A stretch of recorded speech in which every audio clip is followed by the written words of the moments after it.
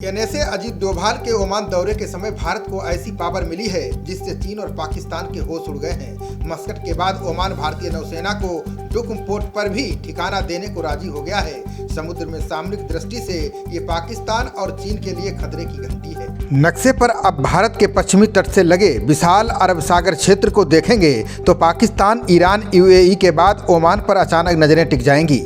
बता दें कि हाल के वर्षों में भारत और ओमान के बीच रक्षा संबंध बेहतर हुए हैं। ये संबंध इतने अच्छे हुए कि ओमान ने भारतीय नौसेना को एक और नया ठिकाना दे दिया है।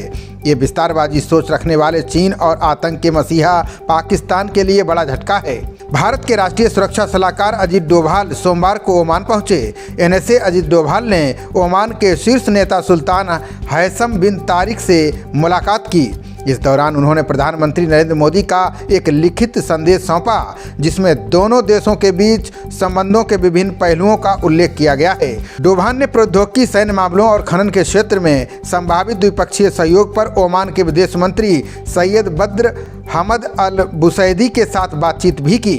विदेश मंत्रालय के बयान में कहा गया है कि चर्चा में भारत और ओमान सल्तनत के बीच बहुआयामी द्विपक्षीय संबंधों की उच्च स्तरीय समीक्षा की गई है, जिसमें आर्थिक और प्रौद्योगिकी विकास, परस्पर सुरक्षा और क्षेत्रीय स्थिरता के लिए परस्पर लाभकारी सहयोग मजबूत करने पर ध्यान केंद्रित किया गया। दोनों देशों के बीच इस बाबत रक्षा से संबंधित कई MOU पर हस्ताक्षर किए गए। इसी क्रम में सोमवार को ओमान के शीर्ष नेताओं के साथ चर्चा के अलावा डोभाल डुकम के स्पेशल इकोनॉमिक जोन भी गए। ये जगह मस्कट से 500 किलोमीटर दूर है। स्पेशल जोन 2000 वर्ग किलोमीटर के दायरे में फैला हुआ है। इलाके में अब भारत का बोलबाला है। अरब सागर के किनारे बसे इस देश में डोभाल ने सामरिक रूप से महत्वपूर्ण डुकम पोर्ट का दौरा किया।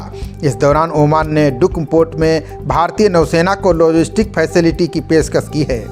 रिपोर्ट के मुताबिक अधिकारियों ने बताया कि स्थानीय प्रशासन ने डोभाल को डुकम पोर्ट का विस्तार से प्रेजेंटेशन दिया। इसमें निवेशकों के लिए अवसर, 100% मालिकाना हक की संभावनाएं, कर से छूट, प्रमोशन प्राइस आदि शामिल थे।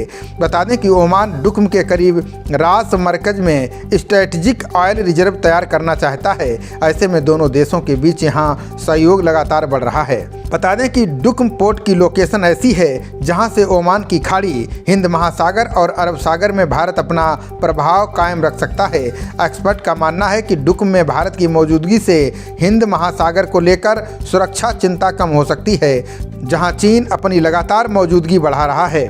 इससे भारत की समुद्री क्षमता भी बढ़ेगी। यह हिंद महासागर के उत्तर पश्चिम में है।